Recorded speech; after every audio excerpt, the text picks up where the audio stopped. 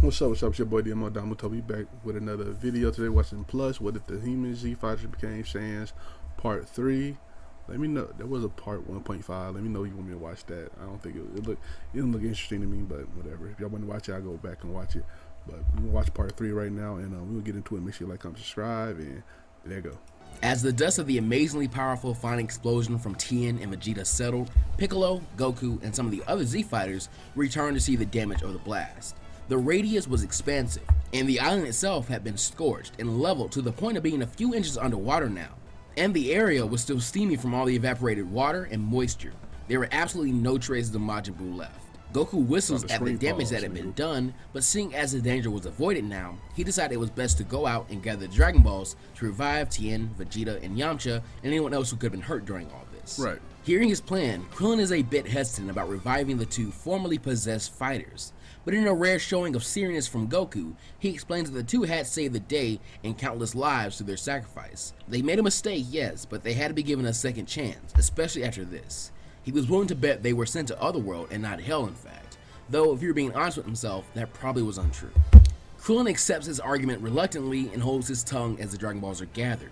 Vegeta, Tien, and Yamcha are revived after a bit, and some explanation to everyone who had been left at the tournament arena had to be given about what had actually happened.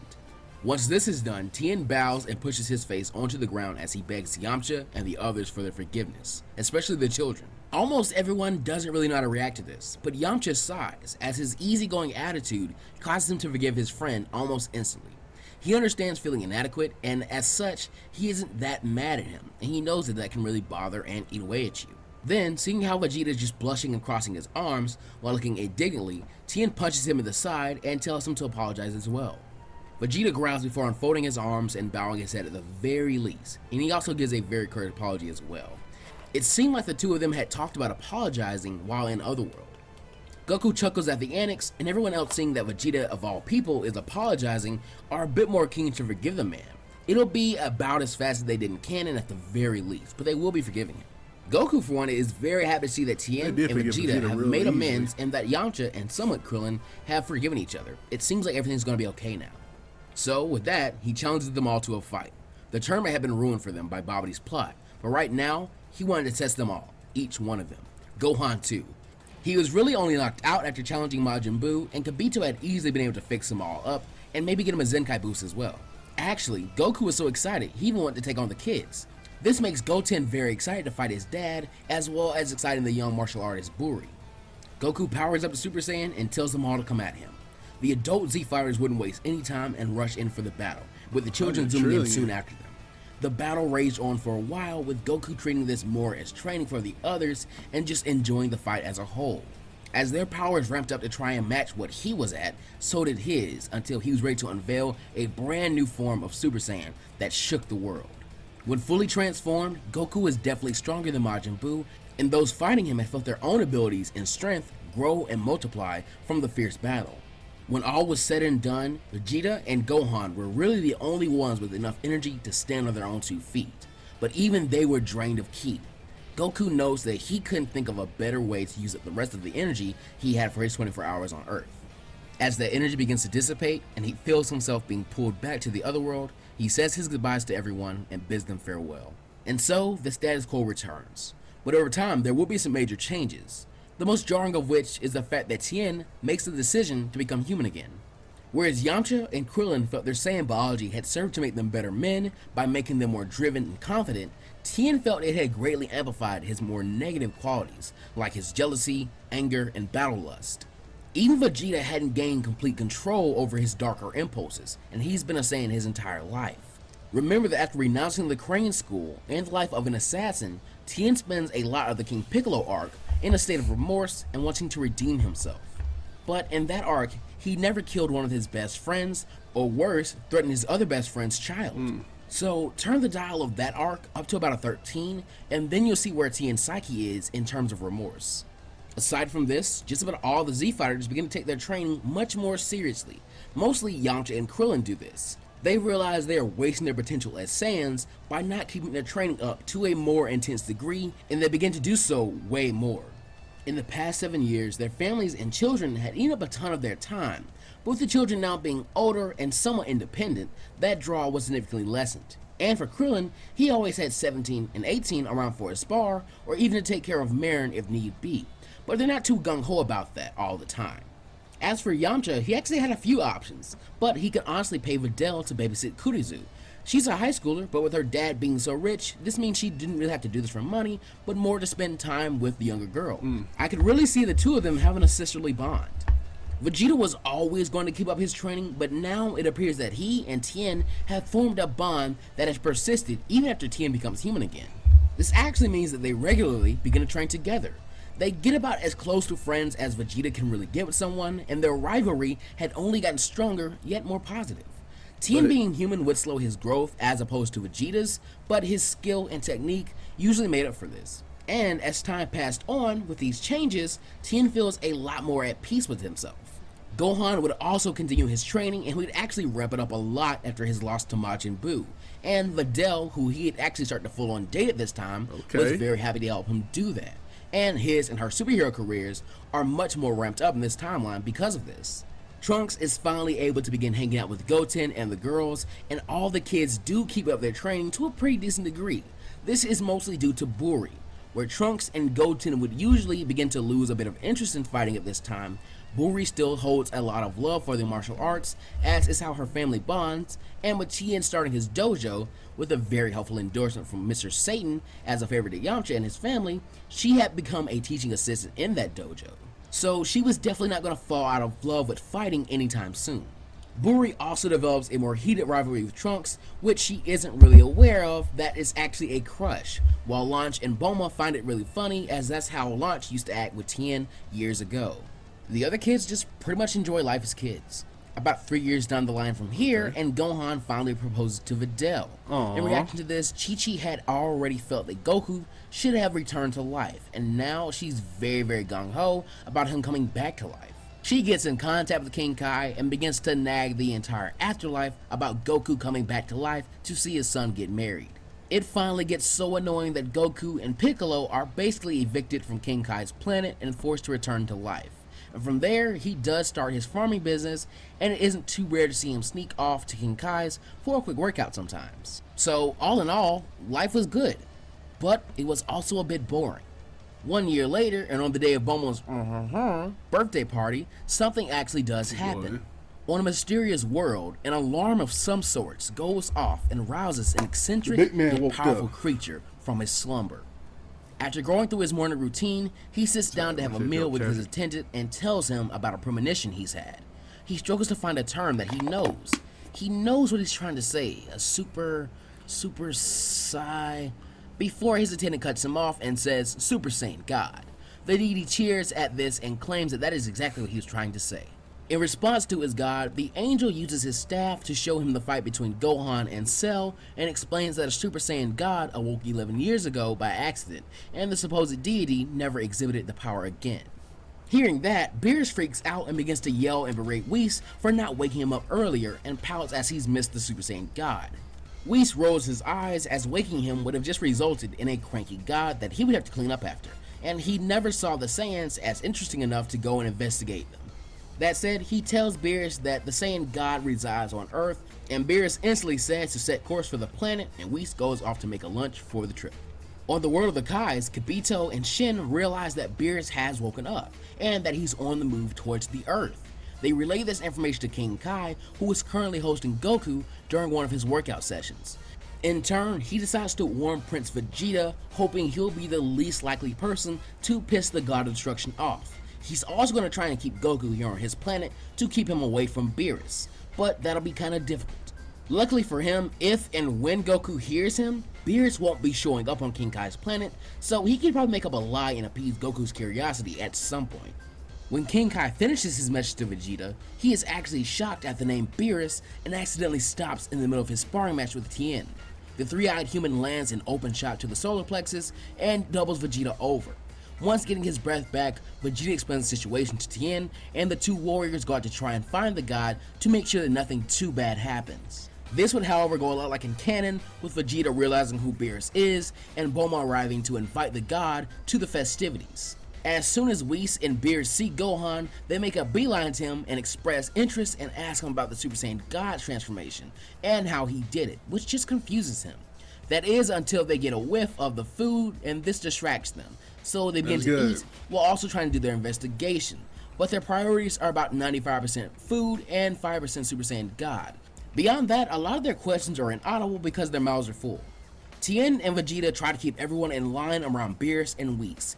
And Tien actually has a very good idea and asks for the help of Buri and Kurizu to keep Goten, Trunks, and Marin from getting too rowdy during the party. Oh, there ain't no Nothing in this timeline has changed for the Pilaf gang, so I do feel like they would be around, but thankfully Kurizu is also there, which means they either get chased off or she keeps them in line really easily. I could even see Kurizu asking Chi-Chi for help and making sure everyone is behaving. So the party goers are pretty well behaved thanks to this team keeping them in line. That said, Gohan's interest is piqued when he hears about a new type of Super Saiyan transformation, and he actually asks Piccolo if he knows anything about this, which is pretty much squat nothing. Piccolo thinks back to the Cell games and how he and Goku had been really curious as well as to what Gohan had used to defeat Cell, and so he telepathically contacts Goku, reminding him about Cell's defeat and their little investigation into what Gohan had become. Thankfully for King Kai, Piccolo doesn't mention Beerus as he didn't seem too relevant in the situation. He and Gohan were just brainiacs and they were genuinely curious about what Super Saiyan God might have been. Goku remembers that he did do some asking around, but nobody had much to tell him about the power Gohan had used. One warrior had suggested speaking to other Saiyans in Otherworld, but those would be in extremely short supply. He had asked King Yima about this, but the ogre explained it may take a while of looking back through his pages to see what might have happened. It'd been 11 years now, so he'd maybe found something, or he'd maybe forgotten. And with that, the Saiyan put 2 fingers to his forehead and disappeared from the world of King Kai and in front of King Yima, asking his question once again and holding up the line. Yima sighs at the hero and explains that he had an intern look into the matter and there were only a few pure-hearted Saiyans to end up in Otherworld, but most did not keep their bodies. Only 6 had ever done so before Goku himself. He then has one of his interns take Goku to meet these Saiyans. Back at the party, things couldn't be going smoother. Because Yamcha and Krillin were both Saiyans in this timeline and had the appetites of Saiyans, this meant that Bulma had to account for this when she was hiring the catering for the party. So there was literally tons of food to go around. This means that Beerus and Whis were really busy eating and barely got to talk to Gohan too much. But when they finally get around to trying every dish at the party, Beerus samples the sweet dessert pudding and nearly cries in happiness from it. With that done, his expedition of flavor is finished, and with a full and bloated belly, he tells Whis to pack up a to-go plate, and he reveals his real reason for being here as he challenges Gohan to a fight. Though Gohan had kept up his training, he still isn't all fight like his dad, and so he actually declines this and explains that he really doesn't know about all this God stuff, and he isn't interested in fighting anyone right now. Vegeta and Tien get visibly nervous hearing this, and begin trying to convince Gohan to spar a couple rounds with the cat.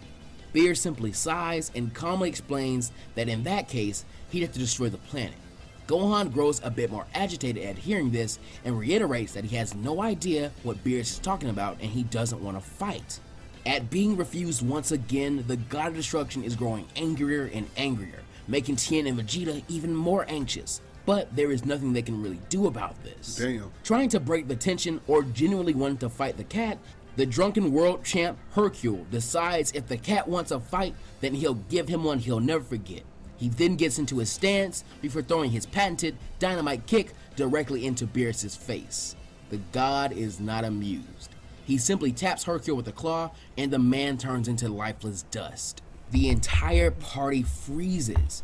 Videl lets out a horrified gasp and covers her mouth as tears begin to flow freely. She then roars and rushes at Beerus for revenge, only to be slapped out of the way and knocked unconscious, hitting the ground hard. Here we go. The boat then begins to shake, as Gohan feels a greater rage than he has ever felt at any point in time before. To kill his father-in-law in front of him and hurt his wife was unforgivable. Super Saiyan and Super Saiyan 2 are achieved in an instant, but his anger continued to make his powers skyrocket to heights even the extremely powerful Goku hadn't yet reached, even with his Super Saiyan 3 transformation and Otherworld training. Through pure, unadulterated rage, Gohan had become the most powerful warrior the Earth had ever seen, other than the god standing across from him. He rams into Beerus and the two fly off of the ship and begin making shockwaves as they battle above the water, with Gohan doing much better than Vegeta would do in this same fight in canon, where he too is beaten down and slammed into the ship.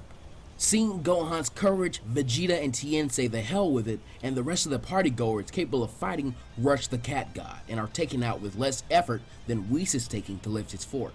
Piccolo is many leagues beyond his canon version at this point, as are some of the others, but Beerus' league is that of a god, and he demonstrates this they to devastating just not on his level, effectiveness. bro. With everyone defeated so easily, Buri asks if the kid should try the fusion technique that Goten's father had shown him, as Gohan had shown the others as a cool technique. But Piccolo tells her to not bother with it. This guy was something else, and this power was like nothing they'd ever seen before. He then gets in telepathic contact with Goku and tells him to get back to Earth right now. Goku is about to tell him that he found out about the Super Saiyan God, but Piccolo tells him to hurry to Earth and cuts him off. After having the spit knocked out his mouth, Gohan is still mad, but he's thinking a bit more clearly and asks Bulma if he can use the Dragon Balls to summon Shenron and ask him about a Super Saiyan God. She is going to give him the go-ahead, but Goku appears by his side and explains that there's no need for that. He's learned the way to create a Super Saiyan God from an old Saiyan by the name of Yamoshi. Goku then convinces Beerus to give him a second as he explains to everyone how the Super Saiyan God ritual works, and then everyone realizes how Gohan actually defeated Cell. But now, with Goku having returned, Gohan thinks he should be one to fight Beerus as he'd have the best chance of defeating him, but both Goku and Beerus turn down the idea. Goku, because after hearing about Super Saiyan God, he isn't interested in a power he has to borrow from others, and Beerus explains that he is much more interested in fighting the Hybrid Saiyan than his father, especially after that showing of great rage, but Beerus doesn't verbally state this. But to get the best challenge possible, he plans to push the boy's anger to an even greater height than he just did. Luckily, in this timeline, there are many more pure-hearted Saiyans than just 5, so whatever the combination, it doesn't really matter. The ritual is achieved and Gohan is able to become a Super Saiyan God once again. Though this time, because the ritual was done the right way and with everyone knowing what they were doing, it's a much more stable transformation. I also want to state that I know that some people think the God ritual wouldn't work on hybrid Saiyans. I want to counter that statement by saying, number one, there's no canonical evidence or statement to support that idea. Number two, if the hybrid Saiyans can't achieve Super Saiyan God through the ritual, then they likely wouldn't be able to be counted in the 5 Saiyans needed to complete the ritual either.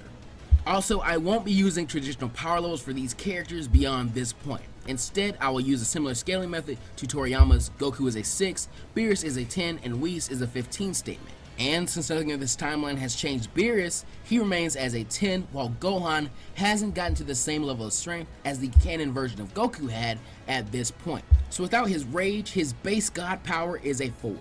And if you'd like that quote cited, I will leave a link to the Kanzenshu article with the translations in the description below.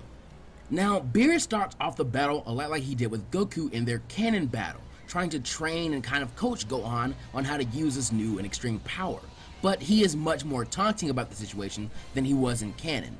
He is trying to coax as much power out of Gohan through anger as he possibly can, and it is working to an extent as the hybrid Saiyan hauls off and punches him hard enough that even the Kais are scared that the universe might tear itself apart. The others try to follow the battle, but it's very hard to keep up with, and Goku is now regretting not trying to fight Beerus beforehand just to see what the cat was capable of, but it was an emergency. Beerus reiterates that he'd be destroying this planet if he won, and in response, Gohan is enraged at how stupid this fight is. With his rage, I actually place Gohan at a 6, and he actually lands some decent hits on the God of Destruction. But this doesn't last too long, and soon, as Goku does in canon, Gohan falls out of the God transformation. As soon as this happens, he takes a hard hit from Beerus and transforms into a Super Saiyan 2. Meanwhile, Krillin tells Yamcha they should help as this was for the safety of Earth, and so they gather the kids, and surprisingly, Pizza, who reveals she's pregnant with her and Yamcha's next child. The ritual is completed one after another, and 2 new Saiyan gods arrive to give the now mere Super Saiyan 2 Gohan their aid.